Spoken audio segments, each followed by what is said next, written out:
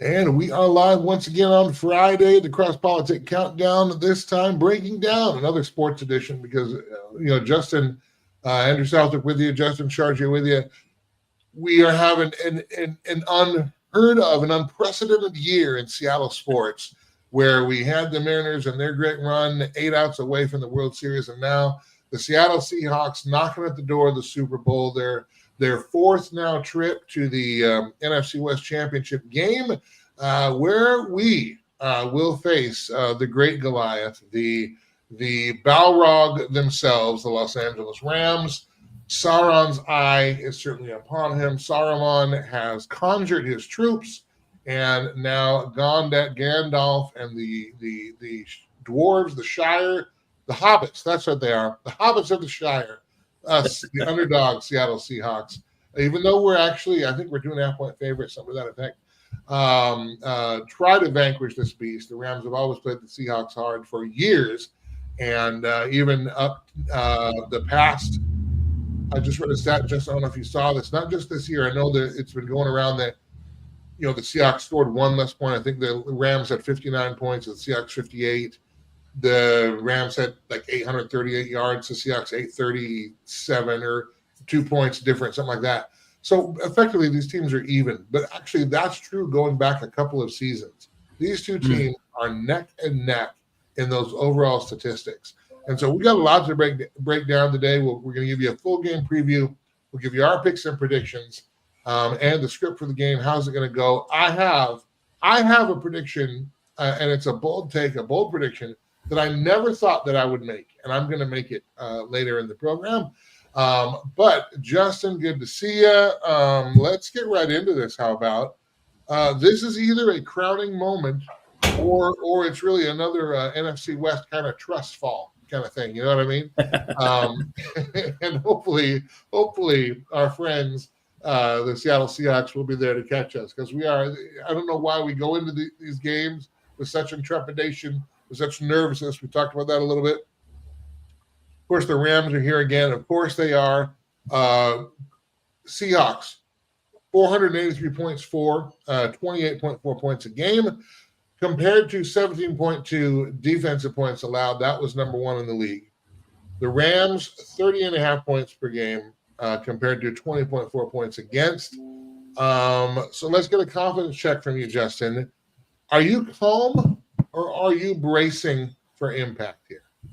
I mean, we talked about this a few times. It does not seem to matter the odds. It doesn't matter the spread. It doesn't matter. Momentum doesn't seem to play a big factor when it comes to being a Seattle sports fan.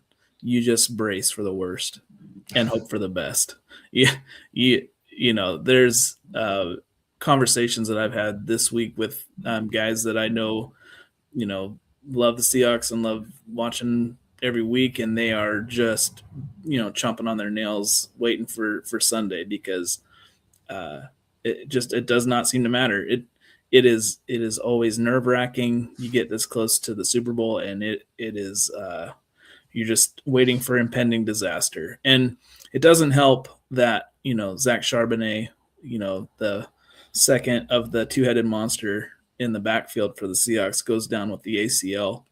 And I fully trust in Ken Walker, but when the Seahawks beat the Rams in Seattle, Charbonnet played a big role in that, so it's hard to see him go down.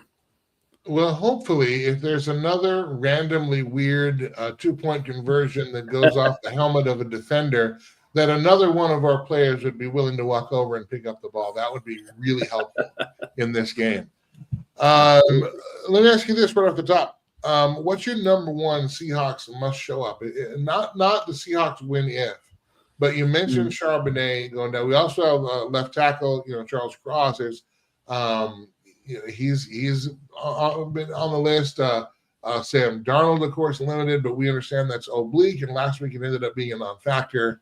The injury list for Seattle looked a lot longer, though, or at least the injury report looked a lot longer than did the Rams. So who's got to show up here for the Seahawks to get this done, do you think, in light of are injury concerns. Yeah, I think for me, it always is going to start on the defensive side of the ball for the Seahawks. We could talk ad nauseum about Sam Darnold, which we have done. We can talk about how the offensive line has improved and made things a lot easier for him. The emergence of JSN this year. Again, Kenneth Walker last week against the Niners going off despite Charbonnet's injury. All those things are great, but if the defense does not make Matt Stafford uncomfortable, it is going to be a difficult game. I don't know how many 16-point deficits that we can erase against this Rams team, but I will tell you now, the Seahawks defense cannot give up more than 400 yards of offense again. They cannot do that.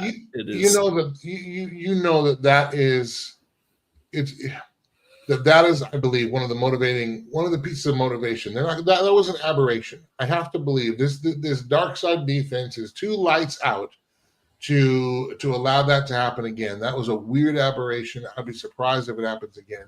However, I think you're right. If we have to, we can't get ourselves in a hole too early, or at all, but certainly not really early on, because then we are asking Sam Darnold, we're putting the ball in his hands, we're trying to push the ball down the field. There is, though, the Rams have regressed defensively, specifically since that Seattle win against the Rams. And in fact, Matt Stafford has more interceptions since that game than Sam Darnold. Matt Stafford has more turnover-worthy throws than Sam Darnold since that game. The defense has clearly given up more points. Their defense has. In fact, in four of the games that the Rams played, I'm going to make sure I get this stat right. In 4 of the games they played, where to go? And I lost it. It was a really good one, but it just should tell you the Rams are not as consistent a juggernaut as they were before that game. That game did something to both teams. And I would wonder if maybe that game was part of the catalyst for Seattle's defense and really coming on this back half of the season to where the Rams have a little bit of shakiness. They barely scratched past Carolina. They had to go into overtime against the Bears. You can talk about weather, you can talk about all these things, but this is the truth. And when they lined up against Seattle, we gave them the ball 4 times in game 1. And if not for a coffin corner kick that you see once every 4 seasons when the planets are aligned, we probably win that game. I mean, give us another 5 or 6 yards and Myers makes that kick, and we win that game. Then we have our shootout, and yes, balls bounced our way, but such is life, such is football. The Seahawks also, in the regular season, defeated more playoff teams, this year playoff teams, than did the Rams. I think the Seahawks, first of all, are the best team in football, and I think they are better than even we as fans give them credit for. Wouldn't you think? I do. I mean, I agree. They are top down the best team left in the field. There is, I don't know. There's not any. I want to say hey to Waylon K3D. We the dark side boy. Rams are dead. Waylon K3D. Thank you for that comment. Ronaldo or Messi? What Huzzy RMNZ comment from YouTube. Thanks for checking us out there on our YouTube page, both of you, and for your comments there. Yeah, I'm not going to say the Rams are dead. I want to be careful because weird things happen, especially in Rams games with Seattle. Let me knock this stat at you here real quick. Let me find where I put this here. Seattle, our point, or going back to point differential, the Rams gave up 346 points this year total against 518 that they scored. That means they do give you chances if you can take advantage of them. The Seahawks offense at 28.9 points. We seem to think that our offense had sputtered through the back half. And yeah, we didn't have as many explosive plays, but to average 28.9 points, you still have to be scoring. The Seahawks have the most blowout wins of any team in the NFL this year.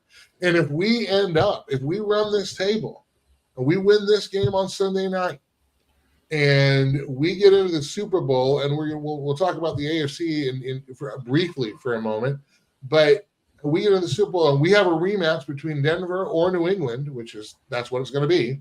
Likely New England. That's because of Bo Nix being out. So we get to go and hopefully get some vengeance and revenge against New England again if we win this game. Not looking past it, but this is going to be a really special season because again we lose our home opener against San Francisco. We had multiple chances to win. We lose on a fluke, fumble at the end when we're right in the end zone. Tampa, we were up by 7 with 90 seconds left. It was an incredible defensive collapse toward the end of that game. I was listening to it while driving, and I remember my heart sunk when we lost that game. I couldn't believe it. And then we just talked about the Rams. We gave the ball to them 4 times, and we still had a chance to win. We lost the turnover differential in both Rams games by 3, meaning they were +3, we were -3 in turnovers, and we still split the series and arguably could have won that game. This is a special season. The national media is not giving the Seahawks any credit, and as a Seahawks fan, still worried about this game. And I get the Rams are scary, but we're just a better team. Our point differential was +191. That's our highest in team history. Rams was +172. Again, these are the 2 toughest teams in the league. For my money, this NFC Championship game is the Super Bowl, and I believe the winner of this game is going to be the Super Bowl champion. And I'm not looking past the Super Bowl itself, but these are the 2 best teams in the league. Seattle is the best team in the league. They have a chance to prove it. What do you think is the single strongest proof that Seattle is real? Is it our defense? Is it our scoring? Or is it maybe week-to-week consistency? Yeah. So for me, I'm going to choose option 4, I think. I like them. You know what it is to me? It's, you can have guys that run up stats all day. You can have dynamic defenses that hold people in check. But even, there have been seasons where there have been, dynamic and dynastic defenses that do not even sniff a Super Bowl because they just don't have the offensive clout to do anything with it. What I really like about this team and why it seems like such a special season, it's honestly, it's the same kind of thing that you saw with the Mariners this year in baseball. There is a culture factor here that is impossible to ignore. As you've watched the season unfold, you see the personality of a Mike Macdonald start to really trickle through every facet of this team, and you see the way these guys pick each other up. That was the biggest tell for me after the Rams loss. You have Darnold with the 4 picks. You've got Ernest Jones out there, talking about how they have his back. That he did not let them down. It wasn't Sam Darnold's loss. It was the entire team. And that's the kind of thing that, to me, speaks louder than the players themselves. Football players, teams, like, they talk like this all the time. This is kind of culture speak for, professional football, any kind of athletic sports. It's the same thing. These guys talk like this all the time, but you see it just reinforced every time you hear Mike Macdonald interviewed. He talks this way, and his guys, they talk like Mike Macdonald. They also, obviously they bring their own flavor to what they do, but I can't understate the kind of impact that he, as a first-time head coach, has had on this team's culture. From Pete Carroll to this, gone are the me first, whining, crybaby. Those guys were tough. Legion of Boom, tough as nails, but always out for number one, always out for themselves. This team does not feel like that. You've got guys that are genuine superstars in this league, and they do not talk like it. They talk like guys that want, Seattle represented. They want the team elevated, not themselves. And up and down, I see that as the biggest factor why this is a special season. Where do you think the Rams are most vulnerable? Where can the Seahawks take advantage? Is it maybe the secondary? Is there an option to pressure Stafford? No. Here's another interesting statistic. Matt Stafford these 2 games in the playoffs so far, he is the lowest rated passer when pressured. And I believe, and this is Pro Football Focus, but I believe their criteria for pressure is when he is under duress. That is when you're sending 5 or more. So, is it, if we can get pressure on Stafford, is that going to be their biggest vulnerability? Is it the defensive secondary that's got a few holes? I'm looking at the injury report here. Let me find, where did that go? Their pass rusher, Byron Young, he's got a knee issue. And McVay said he's being cautious about that. Byron Young led LA with 12 sacks. Even if he is weakened, again, there's a vulnerability. Who's going to win on that line? Where do you think it is for the Rams, their vulnerability?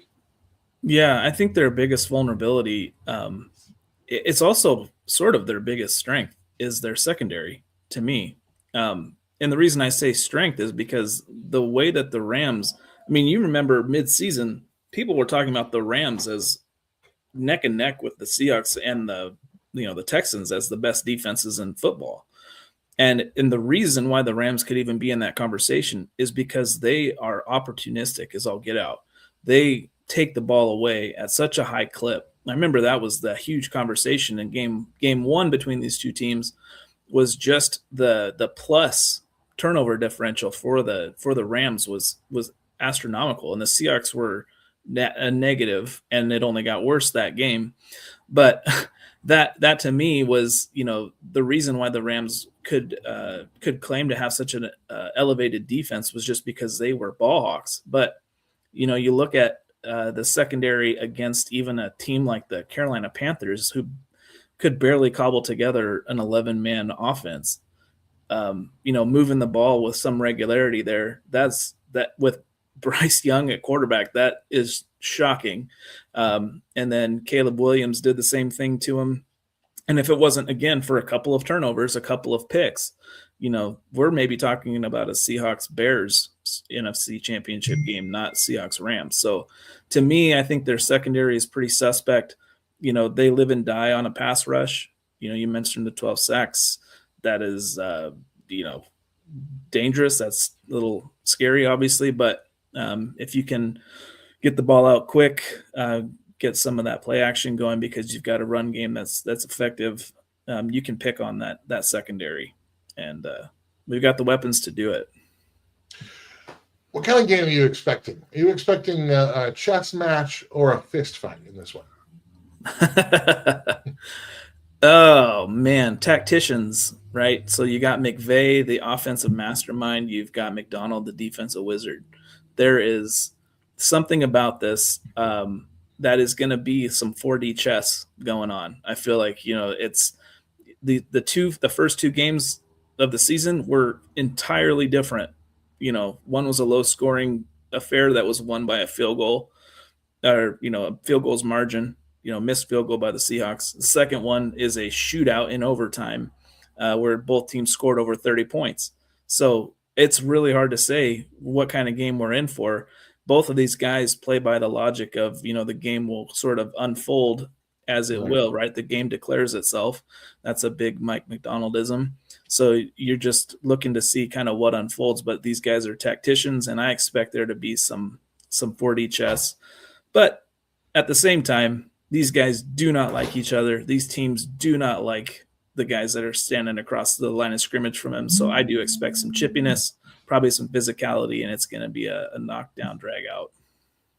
Here's a time out real quick because I don't want to let this pass by. I'm going to bring this on the stage just from the Seahawks X page. Of course, John Schneider being named the PFWA Executive of the Year. And and we're waiting to see if he'll be the NFL Executive of the Year. I guess the odds-on favorites are that he is running away with that. I would also suggest, Mike McDonald being he has got to be now one of the top 3 for Coach of the Year. I don't know why Seattle's been overlooked in this so far with Schneider's early draft success. It's true. Towards the middle tail end of the Pete Carroll era, we didn't see as much draft success. You can kind of wonder why that might be. Maybe he meant for some of those draft selections to get playing time. But as we know, Pete Carroll preferred the veterans, particularly toward the end of his tenure here. But my goodness, the roster that John Schneider has constructed, the wizardry. I mean, you think with Geno Smith, not only did you get off the Geno Smith bus in time, just like Russell Wilson, but you parlayed that into Sam Darnold and a third-round pick, which is what you got in the Geno trade to Las Vegas. So, I mean, just masterful. And then I don't know of a pick in the last draft that he missed on. What in the 2025 draft? Where's the weak link in that? You know what I mean? Just incredible. Yeah. And not only that, not just from a production perspective, but a culture perspective. These players have to, they've got to work together. They've got to eat and breathe together, and they have to buy into Mike Macdonald's system. And they certainly have. I don't know if you saw the video. I can't play it because of copyright stuff, but the video that the Seahawks put out that showed Mike Macdonald in his first team meeting predicting the NFC Championship game being played in Seattle in mid-30s weather, that kind of thing. Now, he thought it would be that season. I think he said 9 months, and it ends up being about 20. But nonetheless, we are right where he predicted them. He would lead the team, and he has done that. And John Schneider is absolutely responsible. This is his team construction from coach on down. And, congratulations to John Schneider. People were calling for his head a year and a half ago. Today, he is clearly noticed as one of the smartest football executive minds in the game right now, and he's starting to get some flowers for it. I don't know. Your thoughts on John Schneider's effect on the success of the Seattle Seahawks? Yeah, can you imagine an alternate reality where the Seahawks opt to keep a Pete Carroll over a John Schneider? I mean, that's the difference between 14-3 Seahawks and a 2-win Oakland Raiders. I mean, and if you think I'm overstating it, Pete Carroll took with him Geno Smith, right? He took with him the guy that he fought for as his guy, and he got blasted and is out of a job. Like, to me, the alternate reality where there is no John Schneider at the head of this Seahawks organization is a world I don't want to even consider. The fact that we have a guy who,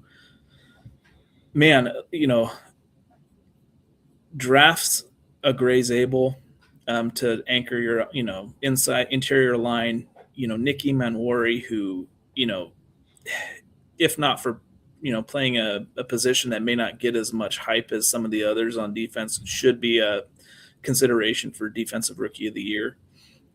You've got those things. You've got the Darnold signing. You've got the Rashid Shaheed trade midseason, which, again, the Seahawks don't win game 2 against the Rams without that punt return.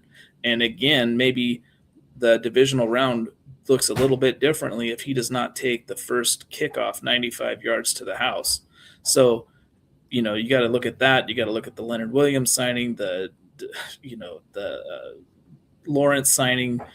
These guys are, that is direct from John Schneider. And that is, the fact that, it should be the least surprising thing in the world that the top executive goes to him.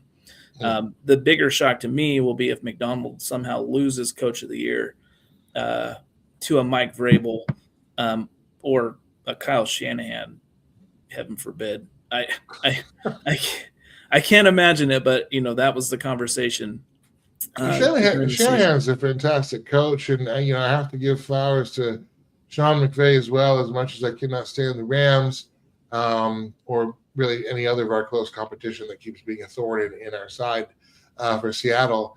But they are incredible coaches. They really the Kyle Shanahan, Sean McVay tree has dictated the NFL now for a number of years. Everybody's responding to them. The reason why Mike Macdonald was hired was because, or one of the reasons why, was that John Schneider rightly rightly understood that Mike Macdonald knew how to go up against the Shanahan-McVay style offense. And he saw that in Baltimore, wanted to bring it here. And it's certainly paying dividends. We'll see if it pays the greatest dividend in just a matter of hours here this weekend. Question. Actually, let me do this. We got a few minutes left. I want to give you five keys to this game that I think need to occur for the Seahawks to win. And you can tell me if I'm right or wrong or if I'm missing one. All right. Number one, I do think that the Seahawks need to start fast. I think they need to establish and force the Rams to play from behind. Whether that means special teams plus a scripted offense or something like that to get it together. Obviously, I don't think anybody's going in there saying, okay, our first play, Rashid Shaheed is going to run back another touchdown. That's our first play of the game. All right. After that, it's interesting because the Rams have a choice now with Shaheed. Most teams put two receivers back to receive kicks. We just put Shaheed back there, like kick it to him. Mm-hmm. And part of that, I think, is a little bit of that 40 chess you were talking about, because now that gives teams a choice. You can kick it to him, and if your special teams are lacking, which we know the Rams are, then you run the risk of, well, first of all, a fantastic return or a touchdown. You can try to, squib it and get the ball in the landing zone and hope you can get the Seahawks buried back around the 10 or 15-yard line. But if you're short, of course, they're going to get the ball in the 40, they being the Seahawks. And again, you run the risk of Shaheed getting the ball and sneaking through your kick defense. Or you just kick it overhead to the end zone and give it to him, at the 35 or whatever, and just let him and just do that all game long, which is still really good field position. So it puts them in a conundrum. So first, what do you think? Do you think starting fast is a key for a Seahawks victory? I absolutely. Again, I don't like the idea of playing from behind.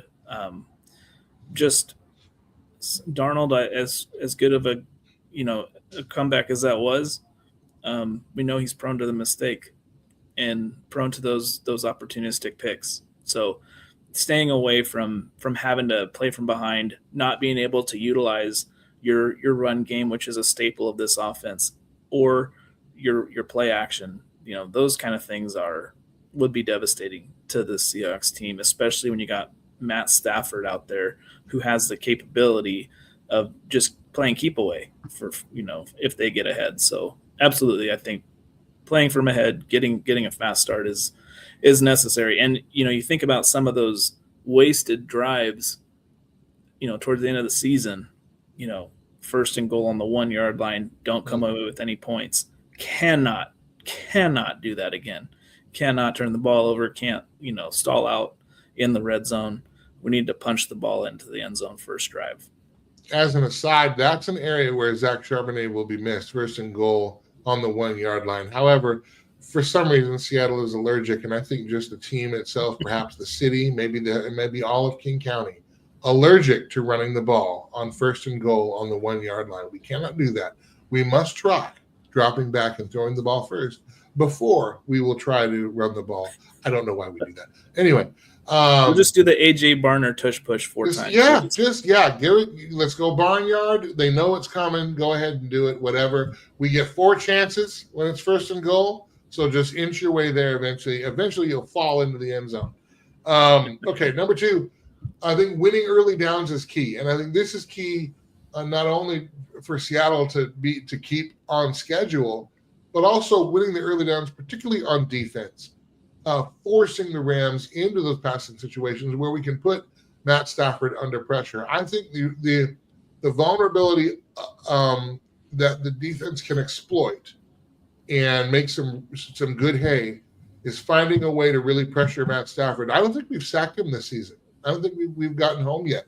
I hope that I hope we can pressure with 4. I mentioned the PFF stat that had pressures of 5 or more, and Stafford's the worst quarterback. But here's the thing. He's the worst rated quarterback with pressure. So let's put them in those situations Let's if we're going to do a pressure with our 4 men in front, that's fine. That is one thing Nick Eamon-Murray enables us to do. And Sean McVay even said it in a press conference that Nick Eamon-Murray is so versatile because the Seahawks can play any number of base defenses, and they can bring their nickel out, but they can do dime things in nickel. They can do 4-3 things in nickel. So I mean, they're just because of the versatility of Nick Eamon-Murray, and if you notice against San Francisco, I don't think it was the last game, but the last game of the season, they didn't even really disguise their defense. You didn't see a whole lot of motion, they just went out there, stood on the field, and said, go ahead and come on. And the 49ers had no answer, and certainly not in the championship. So anyway, how about it? Winning early downs, particularly on the defensive side. Does that matter, or am I nitpicking? I mean, it matters immensely. With a tactician like McVay, with a quarterback like Stafford, you have to put them in down and distance, when it comes to second, third down. If they're getting chunk yardage on first down with a 3 or 4 yard run, and they're getting second and manageable, third and short, the one Achilles heel for this defense seemingly has been covering tight ends. And the Rams have a bevy of those. And there is, if you get them in short yardage, I don't like trying to cover 5 guys that all have the opportunity of catching the football versus you get them third and long, and you see Stafford kind of, become, throwing up prayers to Puka Nacua to try and get those first down yardage. So, yeah, and I think that's a strong tenet of football all the time, but especially when you've got the kind of offensive mind that McVay brings and the kind of arm that Stafford has. Now, this is a little bit less of a threat for Matt Stafford because he's not as mobile a quarterback as he used to be. But I think still with their running game, we did see them put up some good numbers on the ground in the first halves of the regular season games. But protecting the edge contained, that's been a little bit of an issue for our defense, and it's been tough for our offense to get our rushers out to the edge, even though we've been doing well between the tackles, and we'll likely see some of that on Sunday. But protecting the edge from a defensive side and being able to utilize it on the offensive side for Seattle, how important are the edges in terms of being able to establish dominance this weekend? Yeah, I think, trying to stop Kyren Williams, that's a big ask for that defensive front. You got Williams and Murphy in the middle, so I like our interior defensive line. But yeah, the edges have been suspect. But I think it's an even bigger importance for the Seahawks offense to get that edge in their run game because, again, you don't have the tank back there. You don't have Charbonnet busting it up the middle. And, Kenneth Walker deserves all the credit in the world for how he played last week against the Niners and some of his late game heroics and some of these other games. But the one criticism that can be said about him is he just does not hit the hole particularly hard unless he's got that full head of steam. So, stretching it out, getting into the outside, allowing him to kind of get things going, or putting in those added wrinkles of those fly sweeps with Shaheed, getting ourselves out on the perimeter.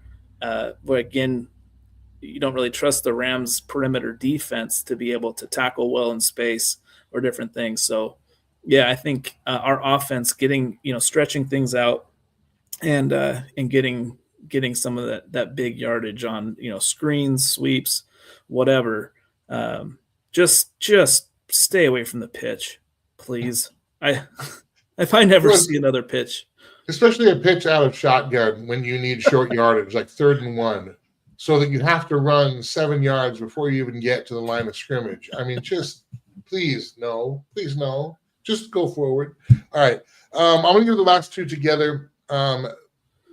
Tackling in space, which the Seahawks have been excelling in as of late, and also limiting or even eliminating free explosives. Puka Nacua, in the game where we won, had more than 200 yards and 2 touchdowns. I mean, would anybody like to guard him? We already know that tight ends are a little bit of a blind spot for the dark side. Let's be honest. we've given up some yards to tight ends. And in fact, when the 49 game one against the 49ers, game one of the season, where we lost, that was the 49ers second string tight end Tongas catching the touchdown over Tariq Woolen, who misplayed the ball and went for the pick. I'm not criticizing Tariq Woolen. I'm just saying that's what happened. So tight ends are an issue. Middle of the field can be a little bit of an issue. We can't give up those explosives, but that's going to come down to tackling.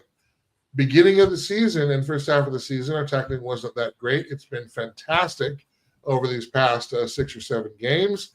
But tackling in space, making them earn every yard, and then limiting or eliminating the explosives so that their drives have to take a long time if they're going to be able to put together extended drives at all. What say you on those two?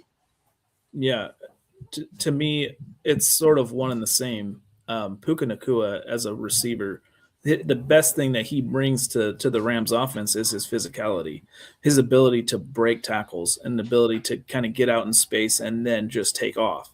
In the game against the Seahawks, he was able to get loose in coverage and make those big plays, a couple of really big chunk plays there on offense that got the Rams that lead. So definitely it is sort of, a package deal. If there has to be some tight coverage to stop him. And don't forget, this week the Rams do have Devontae Adams when they did not have him in the overtime win by the Seahawks. So there's that added wrinkle there too, where, he hasn't quite looked the same since he came back from injury, but he is still a definite presence for the Rams. So, Witherspoon, Reek Woolen, those guys, they're going to have their hands full. But I will say, I think the Seahawks benefit absolutely from having a much healthier defensive backfield than they've had in the last month. Kobe Bryant should be back playing full speed. Julian Love, those guys haven't been available much, over the second half of the season. And so having those two guys back who are really strong tacklers and Reek Woolen, let's not forget, people were talking about mid-season, let's trade this guy. He's kind of turned into a bust after he kind of, blew up on the scene in his rookie season. Nobody's talking about trading him now. Everyone's talking about how do we extend this guy, because he has turned into a monster defensive back. He has come into the potential that we thought was there, particularly his rookie year as well, which was a good season. He has come back from the kind of mid-regression and that's got to be coaching. That's got to be McDonald and his team working that. But, hats off to there.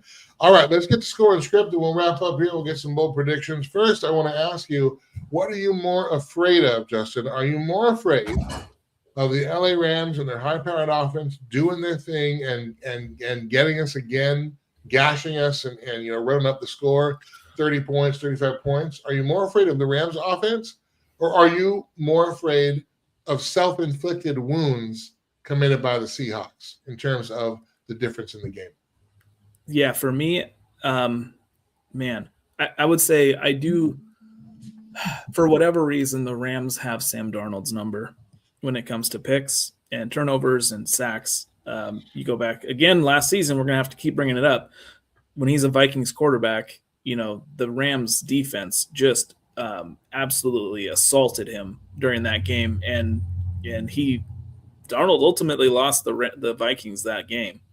But don't you think it was a little bit their offensive line, though? Minnesota's offensive line has been atrocious for the past couple of seasons, and it's as if he was just standing behind a couple of brooms and a hefty bag and hoping, and they and they put a banana peel in at left guard. Maybe somebody will slip on that. I don't know, but he was at a disadvantage. I'm not excusing poor quarterback play or whatever it is, but that he was at an incredible disadvantage in Minnesota with the offensive line, which should be, again, to his credit that they won 14 games in spite of that. But anyway, keep going. I agree with that. Line obviously plays a huge factor there, but it just seems to me, and the 2 games against the Rams this year, 6 picks or 6 turnovers, you've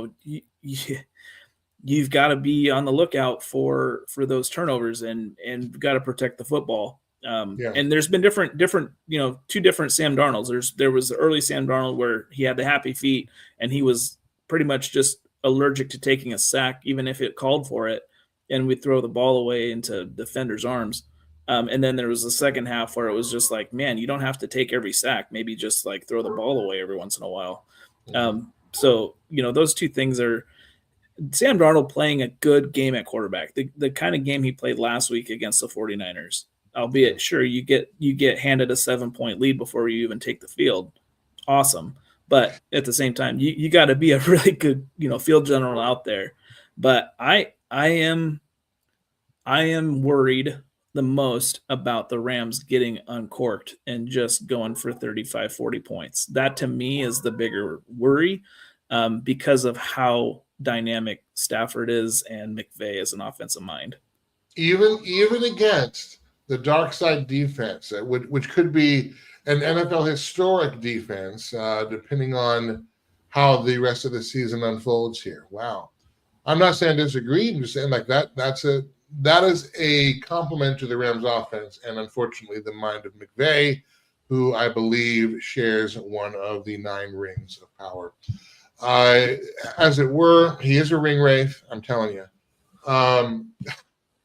Okay, how about this? Who's your quiet X factor? Who is going to make a difference in this game? You can take it Rams or Seahawks. That will matter in this game. I have one. It's my bold prediction. I'm going to wait. Let me hear what you think. You know what? I'm going to have you go first because I'm going to need a minute to mull because All right. I have ideas, but I don't know that they're quiet.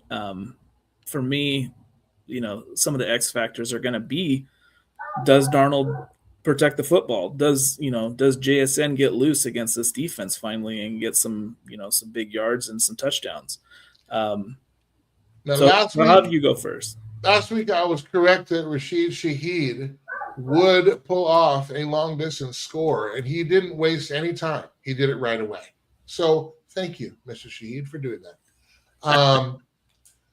This week, I'm going to call that Tariq Woolen gets a critical interception at a junction point in this game, which means probably second half, third quarter. I think he takes a meaningful possession away from the Rams because I believe this will be a tight game. I'm not saying it's going to be low or high scoring. I think it's going to be close either way because, there is no tomorrow. It's the battle for Middle Earth has begun, particularly in the NFC West. But I think Tariq Woolen, the much maligned early in the season, the much maligned the past couple of years, the such rookie promise who has returned to form, he's actually going to be a difference maker that will change the tenor of the game, and it'll be an interception. Tariq Woolen, he's going to get his tonight. My gosh, it's in 2 days.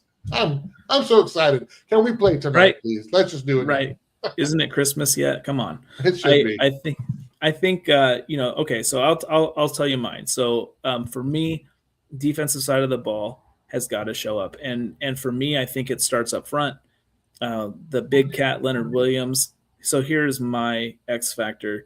The Seahawks do get to Stafford early and often.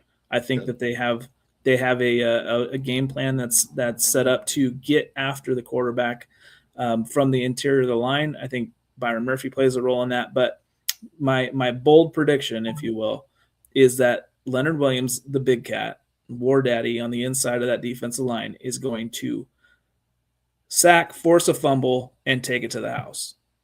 Leo, okay, he's gonna strip sack, fumble, and score. That is a big one. And if it happens, and you've been right before, you called it in the ALCS with the Mariners, and you called Eugenio Suarez's grand slam, and it certainly mattered. So you've been right before. I was right more recently, but who's counting?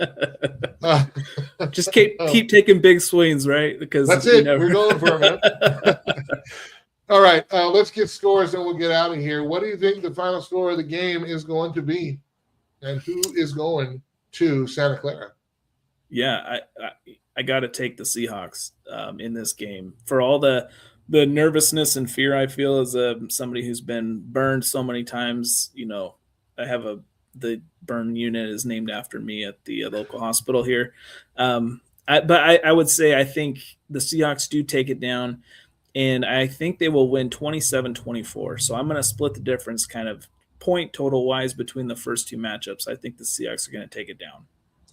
All right, 27-24 Seahawks. That say you. I'm gonna say 31-24 Seahawks. I think the Seahawks are going to get over 30. I think they're going to have a defensive score, and that's going to help them do that. I do think that the Rams are going to get theirs. The Rams may even get one before the Seahawks do. But I think in the end, they will pull away just enough to put it away. And so I'm going to say 31-24 Seattle. And there you have it. That is just about it. Any last words before we start walking the green mile here and going to this championship game?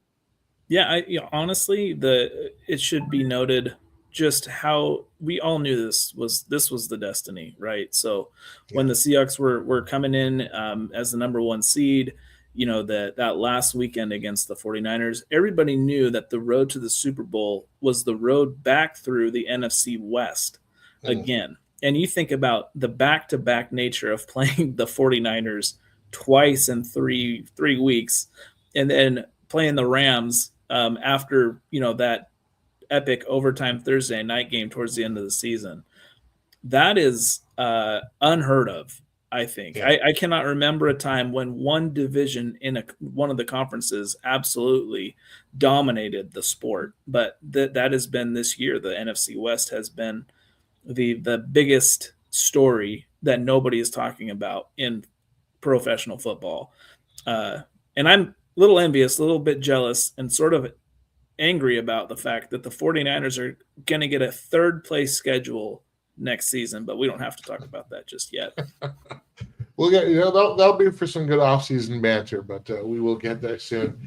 All right, Justin Chartree, I'm Andrew Southwick. Thanks to those of you who've been hanging out with us here on the CrossPolitic Countdown. Of course, this one, a special sports episode, supersized. Seattle Seahawks, LA Rams, NFC Championship preview. Thank you to those of you who have been leaving comments on our social media pages. We see you, we hear you, we thank you. Of course, be sure to check out CrossPolitic News. Go Hawks, says Ramen Bull Z. Not only do I agree with the sentiment, I also enjoy ramen, so hats off to you. Be sure to check out CrossPoliticNews.com, CrossPoliticNews.com. Lots of stuff there. And we are also looking to do these sports, our sports shows a little bit more. So if you like those, let us know. And again, you can reach out to us at CrossPoliticNews.com. Love to see you there. For now, it's time to get out of here. We got to get ready for this game. I've got to go through my pregame rituals, which is basically just crying in a closet for 45 minutes, preparing for the disappointment. But I don't want to go and feeling disappointed because I'm picking the Seahawks to win, but I am a Seattle fan and I got trauma issues. All right. I know we all do. All right. Justin, thanks for the time. Again, thanks to everybody for hanging out with us. We will see you next week. CrossPolitic Countdown. Take care. Go Hawks.